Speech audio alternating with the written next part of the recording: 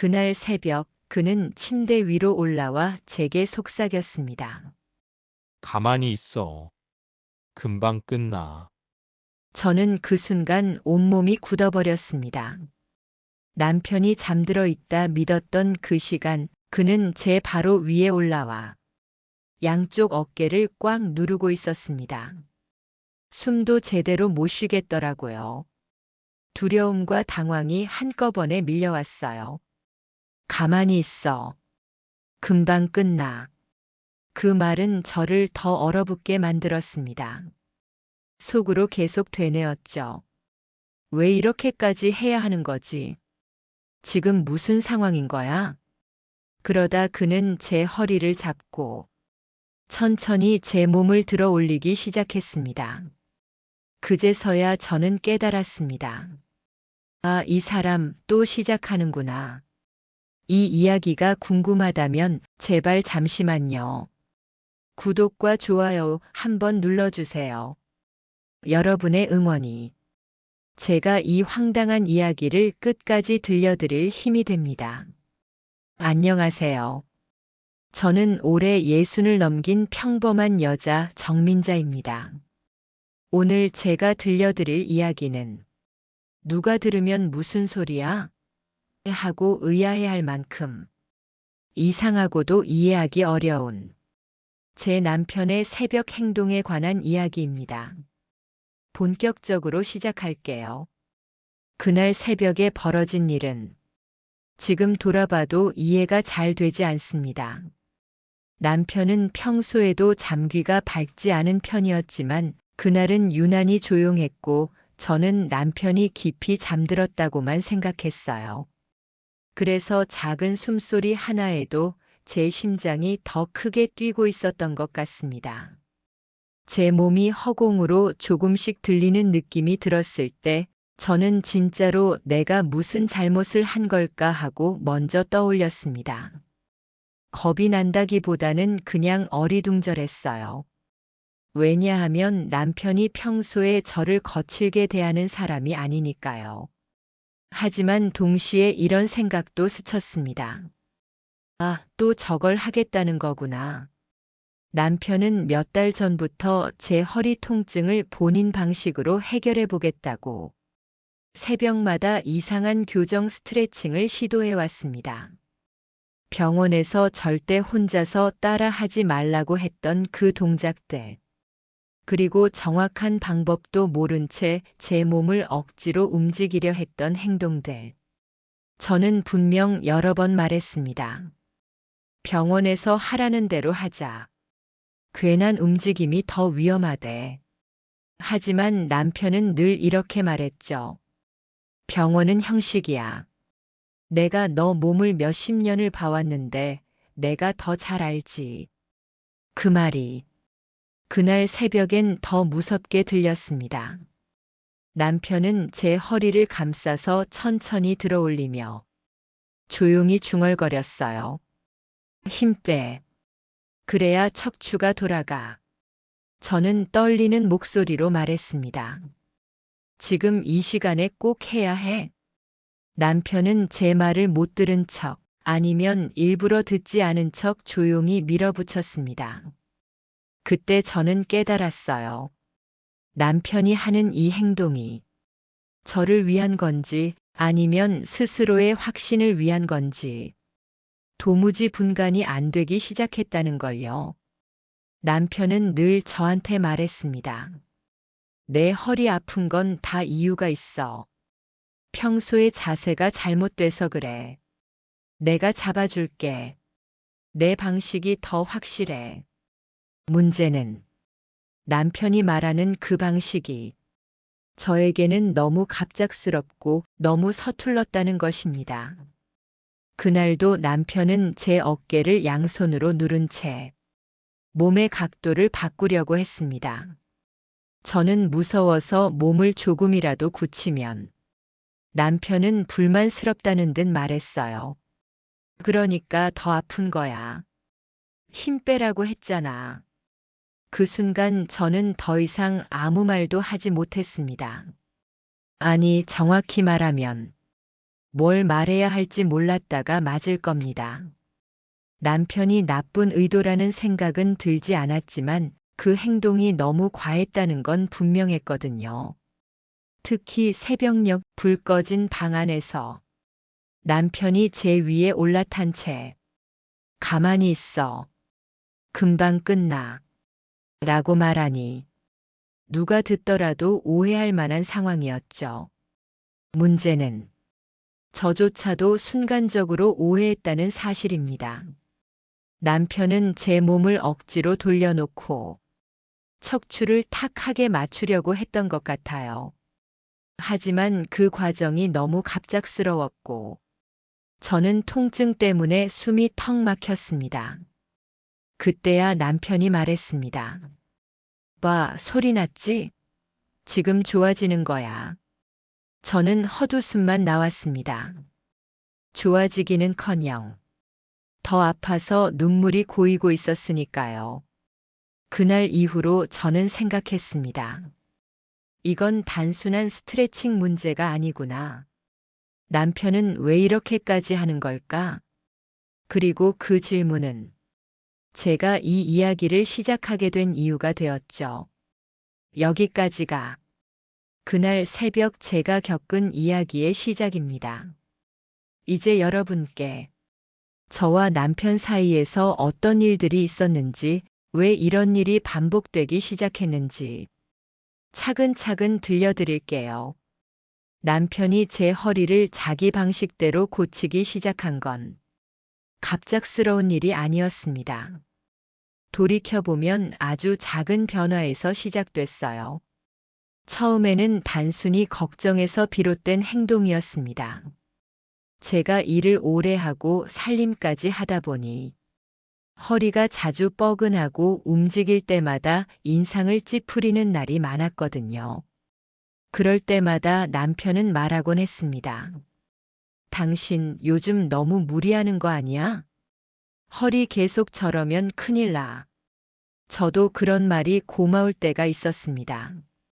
아픈 사람한테 관심을 가져주는 건 애정이라고 믿었으니까요.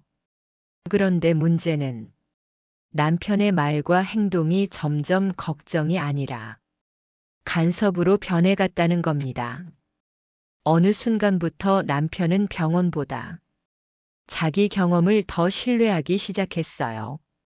내가 젊었을 때 허리 삐끗했을 때도 병원은 별 도움 안 됐어. 직접 스트레칭하고 내 방식대로 하니까 금방 나았지. 그 말을 할 때 남편의 표정은 확신으로 가득 차 있었습니다. 저는 살짝 불안해서 말했죠. 당신은 젊었을 때잖아. 지금은 나도 나이도 있고. 그러면 남편은 늘 이렇게 말했습니다. 그래서 더 움직여야지. 안 움직이면 굳어. 굳으면 더 아파져. 이 정도까지는 솔직히 말해 남편을 이해할 수 있었습니다. 저를 도와주고 싶은 마음이라고 생각했거든요.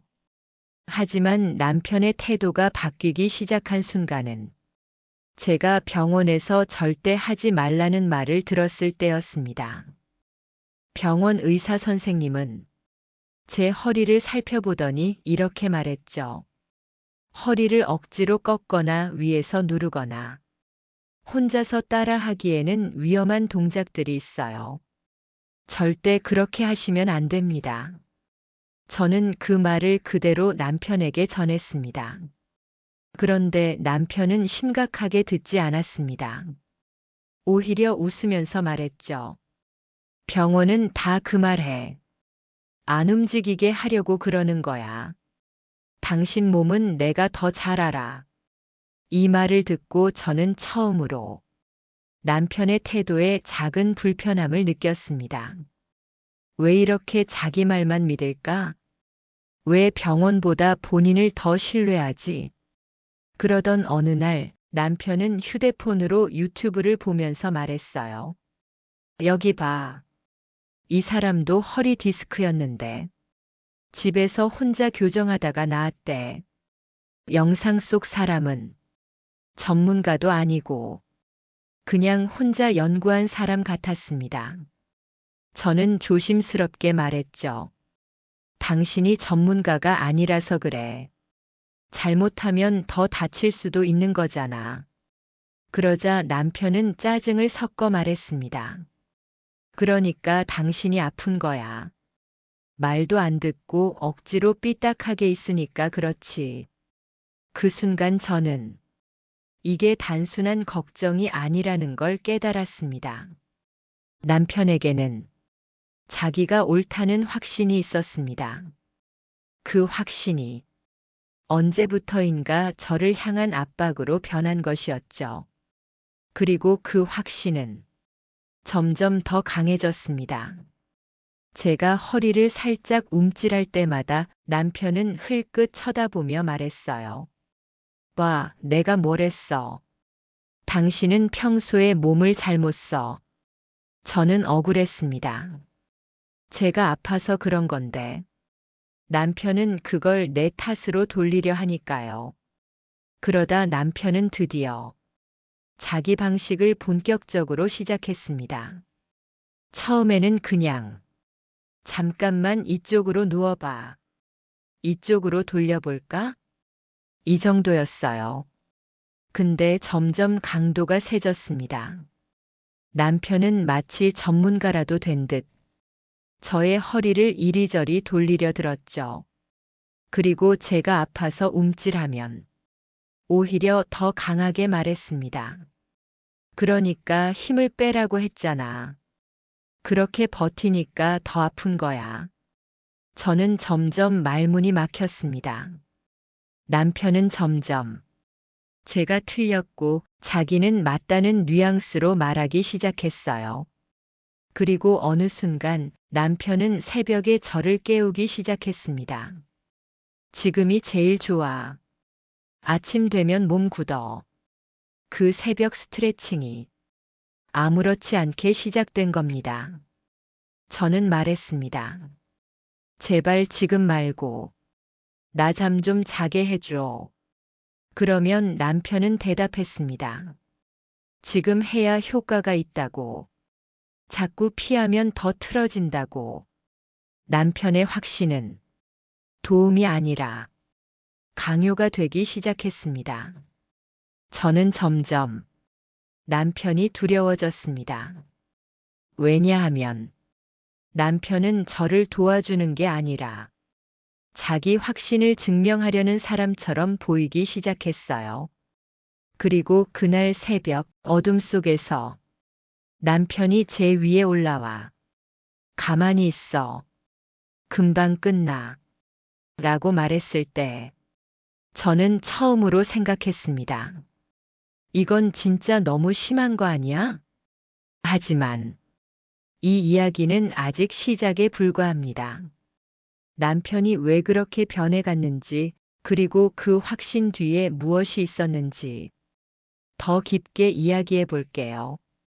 남편의 확신이 점점 강해지면서 저는 어느 순간부터 남편의 행동을 두려워하기 시작했습니다. 도와주려는 마음이 있다는 건 알겠지만 그 방식이 너무 과했고 제가 원치 않는 순간에도 당연하다는 듯이 제 몸을 다루기 시작했기 때문입니다. 사실 처음부터 무서운 건 아니었습니다. 조금만 버텨봐. 이 자세에서 숨을 크게 쉬면 풀린대.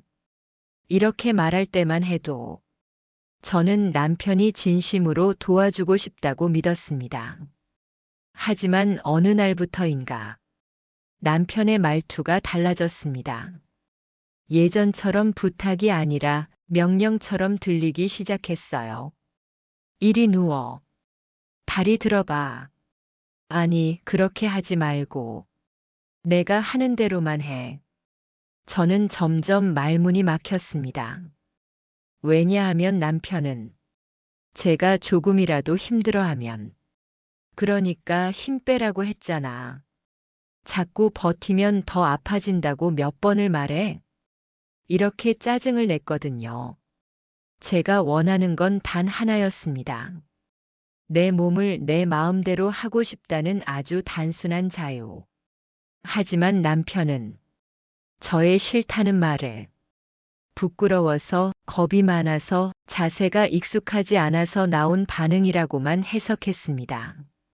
그때부터 남편의 확신은 제가 이해하지 못하는 수준으로 깊어졌습니다. 그날은 평범한 밤이었습니다. 잠들기 전 침대에 누워 TV를 보고 있었고, 남편도 옆에서 졸고 있었어요. 그런데 갑자기 남편이 눈을 뜨더니 저를 유심히 보며 말했습니다. 오늘은 허리 좀 많이 휘었네. 지금 잠들기 전에 한 번 더 교정해 볼까? 저는 즉시 말했죠. 아니, 오늘은 좀 그냥 자자. 아침에도 했잖아. 남편은 제 말을 듣는 둥 마는 둥 하더니 바로 제 다리를 잡아 들어 올렸습니다. 그 순간 허리에 통증이 번지면서 저는 비명을 지를 뻔했습니다. 아, 잠깐만. 그러나 남편은 제가 겁먹어서 그러는 거라고 생각했는지 오히려 더 힘을 줘서 다리를 당기려 했습니다. 힘을 줘야 교정이 되는 거야. 당신은 늘 중간에 멈추니까 안 되는 거라고. 저는 당황해서 남편의 손을 잡아 때려 했습니다. 하지만 남편은 단단히 붙잡고 있었어요. 그 순간 저는 진짜로 이 사람이 위험하구나. 처음으로 그렇게 생각했습니다. 남편이 미워서도 나쁘다고 생각해서도 아니었습니다. 그저 저의 고통을 고통으로 받아들이지 않고 저항이나 버릇 정도로 간주하고 있다는 게 너무 무서웠기 때문입니다. 제가 숨이 가빠지고 얼굴이 일그러져도 남편은 그걸 과장이라고 생각했어요. 왜 그렇게 호들갑을 떨어? 조금만 더 하면 풀리는데. 그 말이 제 가슴을 더 무겁게 눌렀습니다. 남편은 하루 이틀 사이에 갑자기 변한 게 아니라 조금씩 행동이 세지고 조금씩 제 싫다는 말이 소용없어졌습니다. 그리고 마침내 그날 새벽 남편은 제 위로 올라타 양쪽 어깨를 누르며 말했습니다. 가만히 있어. 금방 끝나. 그 순간 저는 이 사람이 지금 제가 무서워하는 걸 전혀 모른다는 사실이 더 무섭게 느껴졌어요. 남편은 제가 왜 놀라는지, 왜 못 움직이는지, 왜 두려워하는지 관심이 없었고, 오직 본인이 하려는 동작에만 집중하고 있었습니다. 그날 새벽 남편이 제 허리를 억지로 들어 올리려고 할 때, 저는 처음으로 눈물이 터져 나왔습니다. 그런데 남편은 그 눈물조차 아파서가 아니라 무서워서 괜히 그러는 것 정도로만 받아들였어요. 왜 울어? 당신은 겁이 많으니까 그래. 원래 이렇게 해야 풀리는 거야. 저는 대답하지 못했습니다. 왜냐하면 그 순간 제가 말을 할 수 없을 만큼 몸이 굳어버렸기 때문입니다. 남편은 제 눈물을 보지 못했는지, 아니면 봤지만 중요하지 않다고 생각했는지, 계속해서 허리를 올리고 내리고 동작을 반복했습니다. 저는 속으로 계속 생각했습니다. 이 사람이 나를 도와주는 걸까? 아니면 자기 방식이 옳다는 걸 내 몸을 통해 증명하려는 걸까? 그 질문은 그 뒤로도 한참 동안 제 머릿속을 떠나지 않았습니다. 남편은 어느 날부터인가 저의 하루 행동을 전부 체크하기 시작했습니다. 오늘 몇 시간 앉아 있었어? 허리 펴고 걸었어? 물건 들 때 자세는 제대로 했고, 아침 스트레칭 했지? 저는 대답하기가 점점 힘들어졌습니다. 왜냐하면 남편의 질문에는 정답이 정해져 있었거든요. 조금이라도 남편이 생각한 답과 다르면 바로 말했습니다. 그러니까 아픈 거야. 왜 내가 시킨 걸 안 해? 이럴 줄 알았어.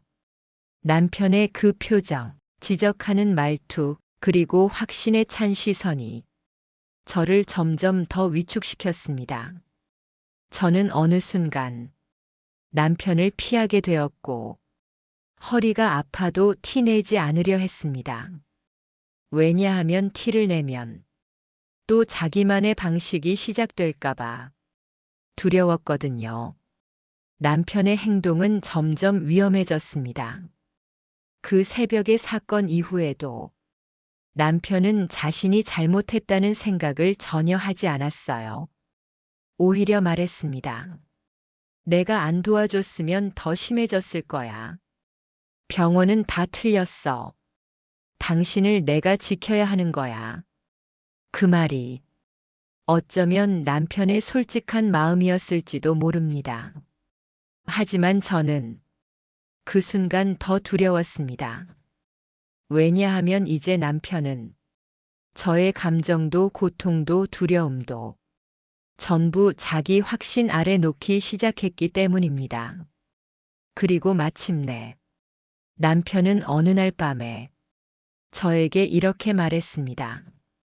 당신이 싫다고 해도 난 할 거야. 이건 당신을 위한 거니까. 그 말, 그 문장이 저를 완전히 무너뜨렸습니다.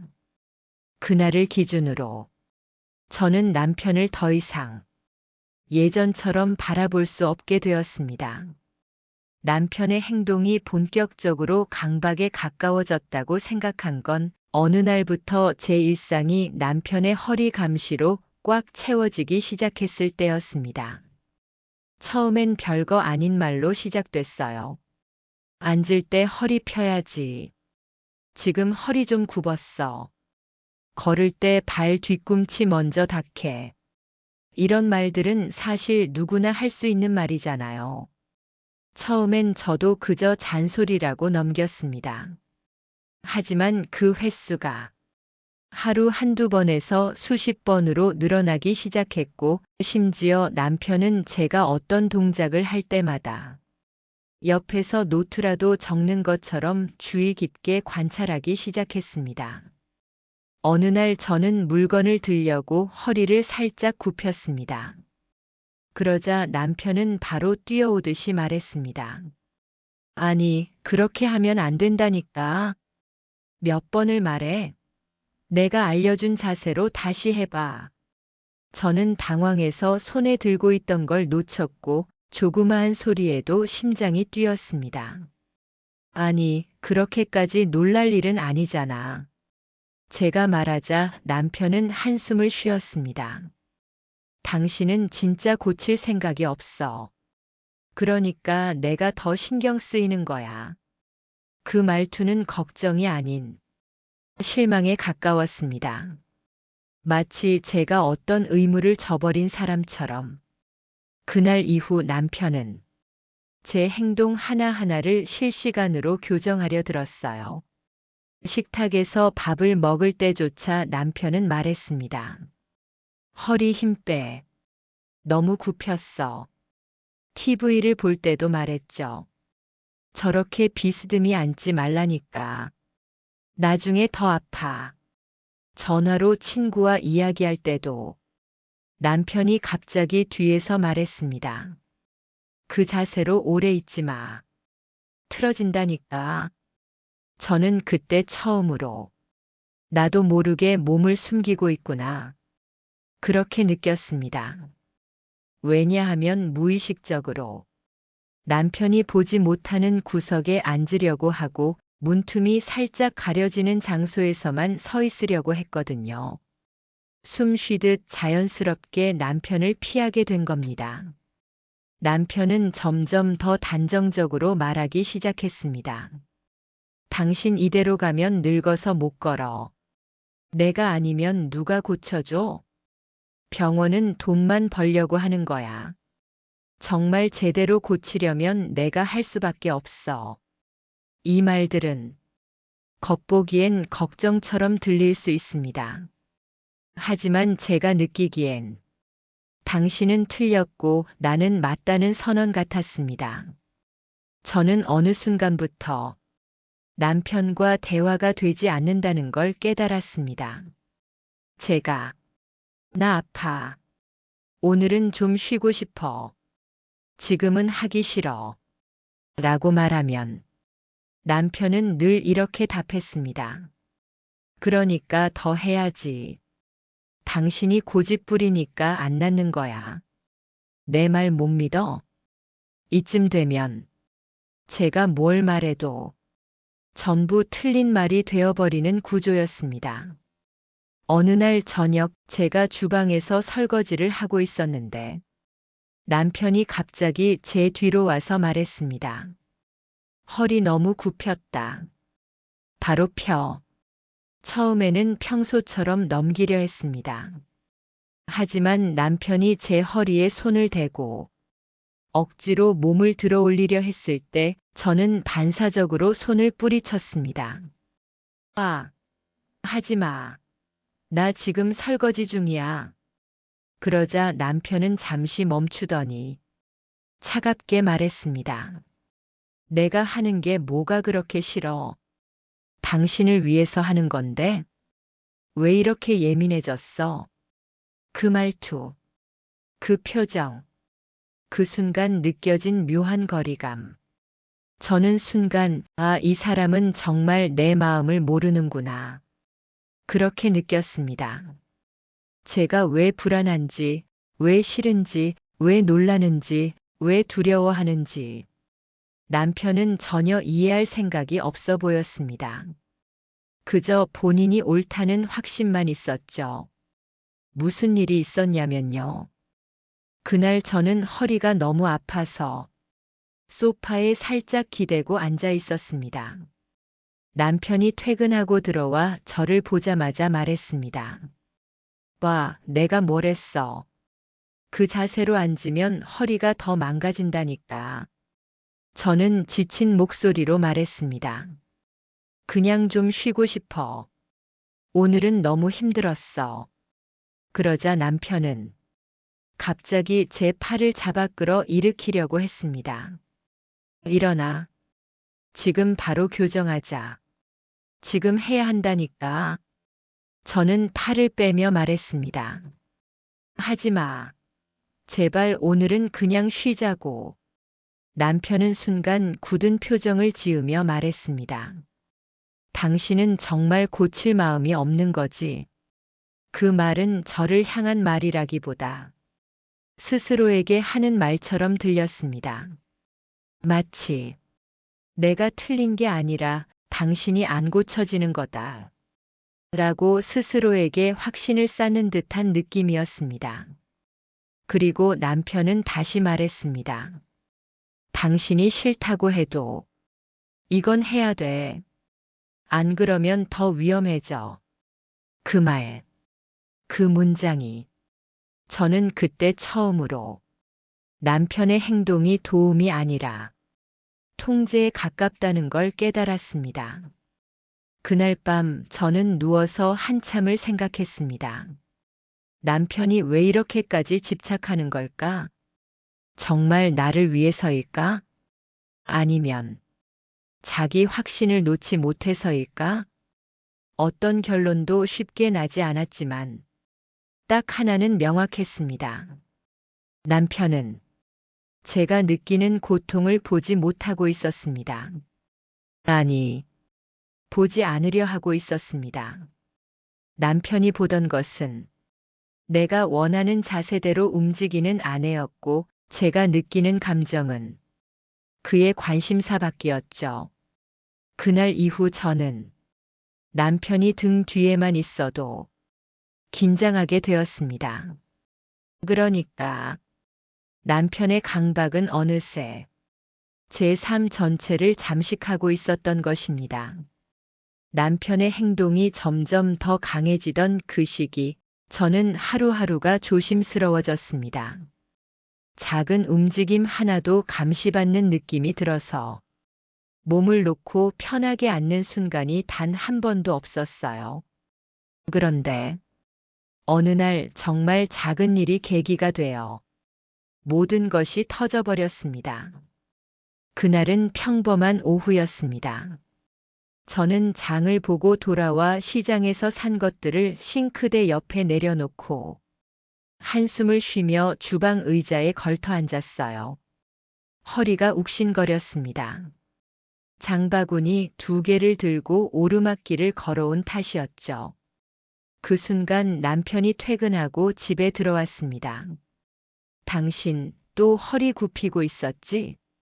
집에 들어오자마자 다짜고짜 그 말이었습니다. 저는 조심스럽게 대답했습니다. 아니야, 그냥 잠깐. 장 보고 와서. 그러자 남편은 제 말이 채 끝나기도 전에 시장 봉투 속을 들여다보더니 말했습니다. 또 무거운 걸 들고 왔네. 이러니까 허리가 안 낫는 거야. 저는 순간 아무 말도 하지 못했습니다. 장이 필요한 건데. 집에서 밥을 먹으려면 누군가는 들고 와야 하는 건데. 그런 당연한 말조차 할 힘이 없었어요. 남편은 한숨을 쉬더니 제 앞에 의자를 끌고 와 말했습니다. 지금 앉아봐. 바로 해야겠다. 저는 본능적으로 몸을 뒤로 뺐습니다. 아니, 지금은 좀. 남편은 제 눈을 똑바로 보며 말했습니다. 언제까지 피할 건데? 당신이 이렇게 도망 다니면 더 망가져. 지금 해야 돼. 그 말투는 걱정도 애정도 아니었습니다. 그냥 당연히 해야 하는 일을 못해서 짜증이 난 사람 같았어요. 저는 조용히 말했습니다. 제발 오늘은 그냥 쉬자. 남편은 깊게 숨을 들이마시더니 머리를 좌우로 흔들며 말했습니다. 안 돼. 지금이 제일 중요해. 그리고 그 순간 남편이 제 손목을 잡고 의자로 끌어안치려 했습니다. 일어나. 이 자세 그대로 하면 돼. 저는 놀라서 소리를 질렀습니다. 나 아파. 지금 하지 말라니까. 남편은 순간 멈칫하더니 말도 안 되는 표정을 지었습니다. 마치 제가 상식 밖의 행동을 한 사람처럼. 당신 왜 이렇게 예민해졌어? 내가 지금 뭐 나쁜 짓이라도 하냐? 그 말이 제 마음을 찔렀습니다. 나쁜 짓이라고 생각은 안 할 수 있지. 근데 난 무서워. 저는 떨리는 목소리로 그렇게 말했습니다. 그런데 남편은 그 무섭다는 말을 이해하지 못했습니다. 무서워? 내가 당신 허리를 고쳐주려고 하는데 뭐가 무서워? 말이 되는 소리를 해야지. 남편의 그 말이 더 큰 두려움을 불러왔습니다. 저는 천천히 말했습니다. 당신이 내 말을 안 들어. 내가 싫다고 해도 계속하잖아. 그러자 남편의 표정이 굳었습니다. 차갑게 단단하게. 당신이 자꾸 피하니까 그러는 거야. 내 말만 들었으면 벌써 나았어. 그 말은 제 마음에 박혀있던 마지막 버팀목마저 무너뜨렸습니다. 남편은 제 허리를 억지로 펴보려고 다시 손을 뻗었습니다. 그 순간 저는 반사적으로 남편의 손을 강하게 쳐냈습니다. 하지 말라고 했잖아. 제발 그만 좀 해. 남편은 놀란 눈으로 저를 보더니 표정이 굳으면서 낮은 목소리로 말했습니다. 너 지금 뭐 하는 거야? 저는 숨을 몰아쉬며 말했습니다. 당신이 나를 계속 다루려고만 하니까 그래. 내 몸인데 왜 내 말은 안 들어? 남편은 이해하지 못한 얼굴로 말했습니다. 내가 잘못된 게 뭔데? 나는 당신을 도와주는 거야. 그럼 당신은 어떻게 하라는 건데? 가만히 보고만 있으라고. 저는 고개를 숙인 채 말했습니다. 당신이 무서워. 그 말을 하자. 남편은 마치 어딘가 뒤통수를 맞은 것처럼 움찔하더니 갑자기 얼굴이 굳어졌습니다. 무서워? 내가? 당신이? 대체 왜? 남편의 목소리는 억울함과 분노가 섞여 있었습니다. 저는 조용히 대답했습니다. 당신은 내가 아파도 내 표정을 안 봐. 내가 싫다고 말해도 그걸 투정으로만 생각하고 내 고통을 고통이라고 보질 않아. 남편은 점점 더 굳은 얼굴로 말했습니다. 그럼 내가 이제 아무것도 하지 말라는 거야? 그게 아니라 저는 말끝을 흐렸습니다. 아니, 맞잖아. 남편이 목소리를 높였습니다. 당신 말대로라면 나는 그동안 한 행동이 다 잘못인 거네. 그 말투는 마치 모든 책임을 저에게 돌리려는 듯 했습니다. 저는 눈물이 고여 말했습니다. 당신이 틀렸다, 잘못했다 그런 말이 아니야. 나는 그냥 당신이 내 말을 좀 들어줬으면 해서. 그런데 남편은 그 말을 비난으로 받아들인 듯 했습니다. 그래, 결국 내 잘못이라는 거잖아. 내가 괜히 그동안 신경 쓴 거네. 알겠다. 다 내가 잘못했네. 그리고 남편은 조용히, 정말 조용히 방으로 들어가 문을 닫았습니다. 그 소리가 너무 차갑게 들렸습니다.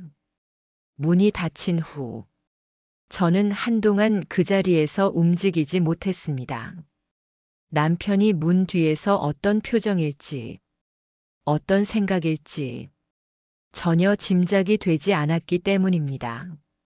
그 침묵은 어떤 고함보다, 어떤 잔소리보다 훨씬 더 무서웠습니다. 남편이 분명 자신의 고집이 틀렸다고 인정한 게 아니라 상처받았다고 생각하고 있을 것 같았어요. 그리고 그 예감은 얼마 지나지 않아 현실이 됩니다. 그 다음 날부터 남편의 행동은 다른 방향으로 변해갔습니다. 말이 줄었고 눈빛은 더 날카로워졌고 제가 허리를 조금만 만져도 고개를 돌리고 한숨을 쉬었습니다. 마치 제가 남편의 정성을 짓밟은 사람처럼. 그렇습니다. 이제부터 남편은 더 이상 적극적으로 교정하려 하지 않았지만 대신 감정으로 통제하는 방식으로 바뀌기 시작했습니다. 그 변화는 제 마음을 더 깊이 무너뜨렸습니다. 남편과 그날 크게 다툰 뒤 집안의 공기는 완전히 달라졌습니다. 싸움이 끝나면 오히려 말이 많아지는 부부들도 있다지만 우리는 정반대였습니다. 남편은 철저하게 말을 끊었습니다. 아니, 끊었다기보다 말로 대하지 않기로 선택한 느낌이었습니다. 제가 아침에 식탁에 앉아 커피 마실래? 라고 물어도 남편은 고개를 끄덕이거나 됐어. 딱 이 한마디로 끝이었어요. 전에는 최소한 오늘은 그냥 물 마실래? 아침 먹었어? 이런 일상적인 대화라도 있었는데 이제는 그마저도 없었습니다. 남편의 침묵은 마치 벽처럼 우리 사이를 가로막고 있었습니다. 말 대신 남편은 표정으로, 한숨으로, 눈빛으로 저를 대하기 시작했습니다. 제가 허리를 살짝 만지기라도 하면 남편은 즉시 고개를 돌려버렸고 숨을 깊게 내쉬며 말했습니다. 또 그러네. 그 한마디가 칼보다 더 깊숙이 들어왔습니다. 말이 없으니 그 짧은 반응 하나하나가 더 크게 느껴졌고 저는 점점 움츠러들었습니다. 식탁에서 밥을 먹을 때 조금이라도 허리가 불편해 몸을 움직이면 남편은 숟가락을 내려놓습니다. 그렇게 앉지 말랬잖아. 그 말은 명령도 잔소리도 아니었습니다. 그저 실망감이 잔뜩 묻어난 목소리. 남편의 표정은 늘 이랬습니다. 내가 아무리 노력해도 당신은 안 고쳐진다. 그 표정이 저를 더 고통스럽게 만들었습니다. 남편은 더 이상 교정을 하지 않았다. 그러나 더 무서운 방식으로 통제가 시작되었다. 그날 이후 남편은 새벽에 저를 억지로 움직이려 하지 않았습니다. 허리를 강제로 잡거나 자세를 만들려 하지도 않았어요. 처음엔 안도했습니다. 이제 끝났나? 그렇게 생각했거든요. 하지만 그건 착각이었습니다. 남편은 행동 대신 감정으로 저를 압박하기 시작했습니다. 가장 눈에 띄게 바뀐 건 제가 조금이라도 허리를 만지면 남편이 숨을 내쉬며 말하던 한마디였습니다. 결국 이렇게 됐네. 그 말이 반복될수록 저는 오히려 남편이 제 허리를 잡아 비틀던 시절보다 더 숨이 막히는 느낌이 들었습니다. 왜냐하면 그 말 속에는 수많은 뜻이 숨어 있었으니까요. 내 말을 안 들어서 이렇게 된 거다. 내가 도우려 했는데 너 때문에 실패했다. 이제부터는 내 책임이다. 직접 말하지 않아도 그런 의미가 명확하게 들렸습니다. 어느 날 제가 주방에서 컵을 들다 허리를 부여잡고 앗소리를 내자 남편은 천천히 고개를 돌리더니 말했습니다. 내가 괜히 그동안 애쓴 거네. 그 말이 너무 마음을 찔렀습니다. 그렇게 하고 싶으면 해. 나도 이제 더 이상 뭐라고 안 할게. 이 말은 정말 내버려 두겠다는 뜻이 아니라 내가 내 노력을 배신했다는 질책 같았습니다. 저는 반사적으로 변명처럼 말했습니다. 그런 뜻 아니야. 그냥 오늘은 좀 아파서. 그러자 남편은 피식 웃으며 말했습니다. 그래. 결국 나만 바보지. 그 말투는 진심보다는 저에게 죄책감을 심어주기 위한 것처럼 느껴졌습니다. 그때 깨달았습니다. 남편은 자신의 확신을 관철시키지 못하자 이제는 감정적 통제로 방향을 바꿨다는 것.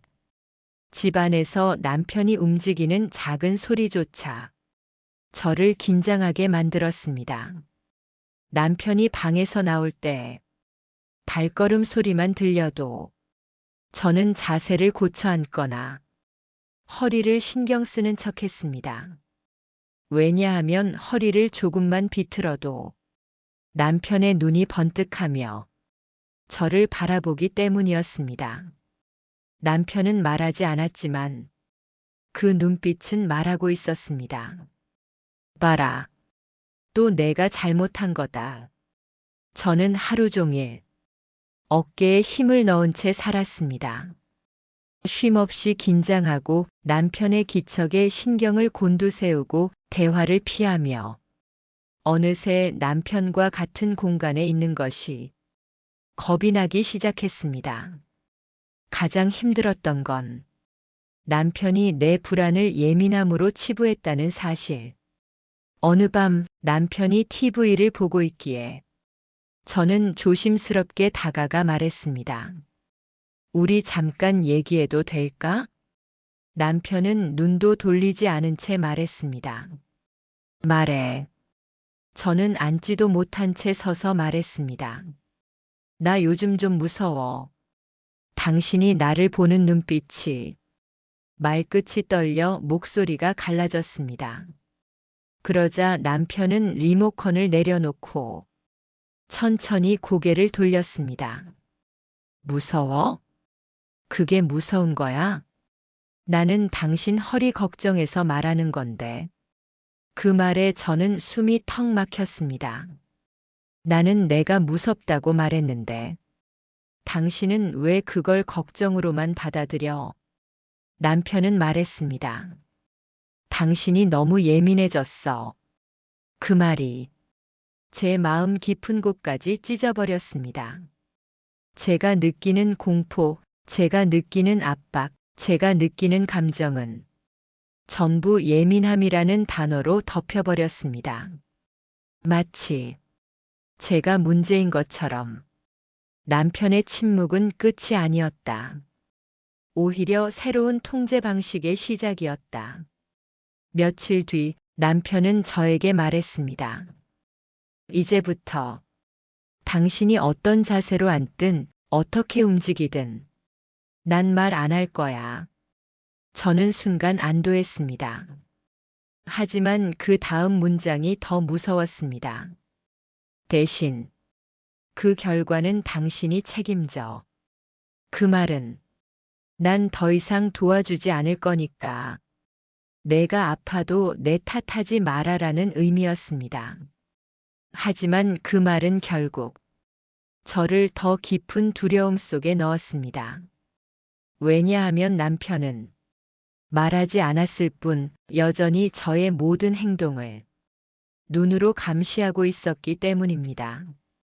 그 침묵 속에서 저는 남편의 시선을 더 날카롭게 느꼈습니다. 남편은 말 대신 표정으로, 한숨으로, 고개 젓기로 저의 행동을 평가하고 있었습니다. 그 무언의 압박이 제 삶을 더 옥죄기 시작했습니다. 그리고 그날 남편은 결국 한 가지 결심을 말한다. 어느 저녁 남편은 오랜만에 제게 먼저 말을 걸었습니다. 민자야. 목소리가 낮고 힘이 빠져 있었습니다.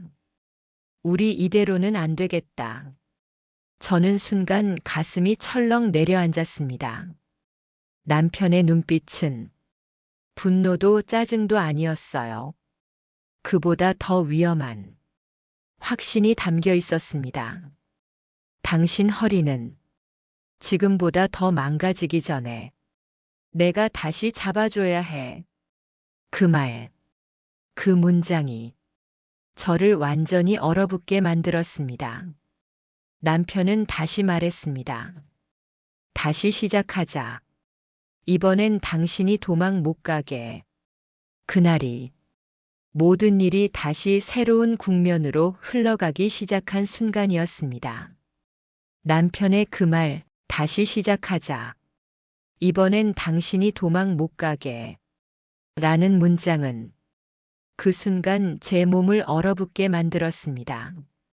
남편의 목소리는 분노도 아니었고 짜증도 아니었어요.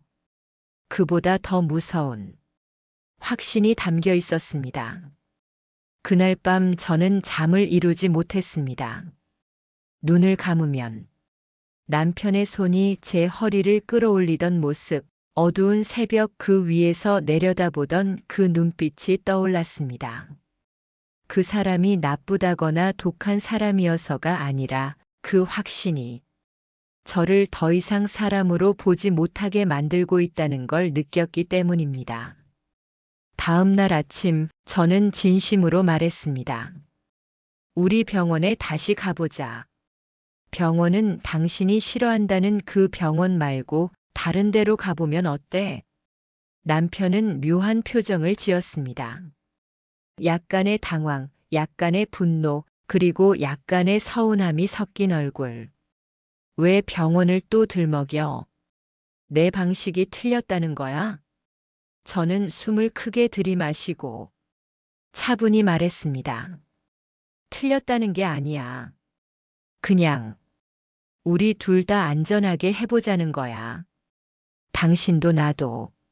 남편의 표정이 조금 흔들렸습니다. 제가 처음으로 부드럽지만 명확하게 경계를 세운 순간이었기 때문이겠죠. 며칠간 남편은 아무 말도 하지 않았습니다. 하지만 예전처럼 제 허리를 잡거나 새벽에 억지로 움직이려 들지도 않았습니다. 그 침묵은 처음에는 더 무서웠습니다. 내가 상처를 준 걸까? 남편이 나를 미워하게 된 걸까? 온갖 생각이 밀려왔죠. 그런데 며칠 뒤 남편이 조용히 말했습니다. 병원 예약 잡아. 같이 갈게. 그 말 한마디를 듣는데 가슴이 먹먹해졌습니다. 남편도 스스로 알고 있었던 겁니다. 자기 확신이 지나쳤다는 걸, 저를 힘들게 했다는 걸. 하지만 자존심 때문에 쉽게 인정하지 못했던 거죠. 우리는 함께 병원에 갔고 의사 선생님은 남편에게 차분히 말했습니다. 대부분의 허리 통증은 억지 스트레칭보다 천천히 근력을 키우는 게 중요합니다. 그리고 무엇보다 본인이 원하지 않는 동작을 강요하면 오히려 더 악화됩니다. 남편은 한동안 아무 말도 하지 않았습니다.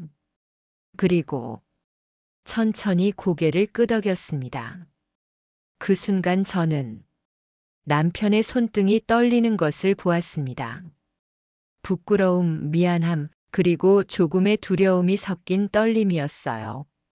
그날 밤 남편은 제 옆에 앉아 처음으로 이런 말을 했습니다. 민자야, 나 때문에 많이 무서웠지? 저는 조용히 고개를 끄덕였습니다. 그러자 남편은 아주 작은 목소리로 말했습니다. 미안하다. 그 말은 그 어떤 교정보다 제 마음을 더 크게 풀어주었습니다. 우리는 완벽하게 예전으로 돌아가진 못했습니다. 다시 서로에게 상처를 줄까봐 조심스러운 순간들도 남아 있었어요. 하지만 서로에게 조금씩 말을 걸고 조심스럽게 경계를 세우고 무엇보다 상대의 아픔을 아픔으로, 두려움을 두려움으로, 감정을 감정으로 바라보려 노력했습니다. 그것이 우리가 다시 부부로서 살아가기 위한 첫 번째 회복 과정이었으니까요. 시간이 조금 더 지나고 나서야 우리는 알았습니다. 사람은 누구나 선이라는 이름으로 누군가를 힘들게 만들 수 있다는 걸. 그리고 사랑이라는 이름 아래 상대를 통제하려는 마음은 사랑이 아니라 불안과 확신이 낳은 그림자라는 걸요. 결국 이 이야기는 남편이 괴물이었다는 얘기도 제가 희생자였다는 얘기도 아닙니다. 단지 부부 사이에서도 두려움, 고통, 싫다는 말은 존중받아야 한다는 걸 뒤늦게 깨달은 이야기입니다. 이 이야기를 들으신 여러분은 어떻게 느끼셨나요? 사랑하는 마음으로 시작된 행동도 상대에게는 두려움이 될 수 있다는 걸 혹시 생각해 보신 적 있으신가요? 누군가를 진심으로 위하는 마음이라면 그 마음 안에는 내 방식이 옳다는 확신보다 당신은 어떤가요? 라는 질문이 먼저 있어야 하지 않을까요? 여러분의 생각은 어떤지 댓글로 꼭 남겨주세요. 여러분의 의견이 다음 이야기를 만들어갑니다.